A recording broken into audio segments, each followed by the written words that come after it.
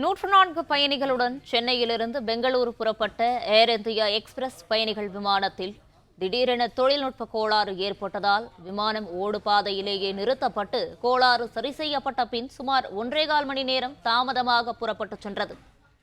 இதுகுறித்தான முழு விவரங்களை வழங்கவிருக்கிறார் செய்தியாளர் வசந்தன். வசந்தன், வணக்கம். விவரங்களை பகிரலாம். வணக்கம். சென்னையில் இருந்து பெங்களூரு புறப்பட்ட ஏர் இந்தியா எக்ஸ்பிரஸ் பயணிகள் விமானம் திடீர் தொழில்நுட்ப கோளாறு காரணமாக நடைபாதையிலே நிறுத்தப்பட்டு மீண்டும் ஓடுபாதைக்கே கொண்டு வரப்பட்டு பயணிகள் அமர வைத்தபடி விமானமானது பழுது பார்க்கும் பணியானது நடைபெற்றது. அந்த ஏர் இந்தியா பயணிகள் விமானத்தில் 104 பயணிகள், 5 விமான ஊழியர்கள் உட்பட 109 பேர் இருந்தனர். இந்த விமானம் ஓடுபாதையில் ஓடத் தொடங்கிய பொழுது விமானத்தில் தொழில்நுட்ப கோளாறு இருப்பதை விமானி கண்டுபிடித்தார். அதனை அடுத்து விமானம் புறப்பட்ட இடத்திற்கே கொண்டு வந்து நிறுத்தப்பட்டது. இதனைத் தொடர்ந்து விமான பொறியாளர்கள் குழு விமானத்திற்குள் ஏறி விமானத்தை பழுது பார்க்கும் பணியில் ஈடுபட்டனர். பயணிகள் அனைவரும் விமானத்திற்குள்ளேயே அமர வைக்கப்பட்டிருந்தனர். இந்த நிலையில் அவர்களுக்கு தண்ணீர் மட்டும் குடிக்க அருந்துவிட்டு இந்த பழுது பார்ப்பானது நடைபெற்றது.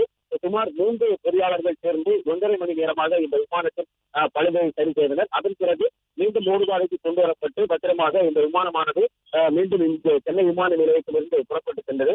கடந்த 2 நாட்களாக பண்டிகை காலங்களுக்காக அதிகப்படியான பொதுமக்கள் விமானத்தை பயன்படுத்தி சொந்த ஊருக்கு சென்று கொண்டிருக்கின்றனர். இந்த நிலையில் புறப்படும் விமானங்களில் இயந்திர கோளாறு மற்றும் இந்த தொழில்நுட்ப கோளாறு அடிக்கடி ஏற்படுவதால் விமானம் தாமதமாகவும் ஒரு சில விமானங்கள் ரத்து செய்யப்பட்டும் வருகிறது.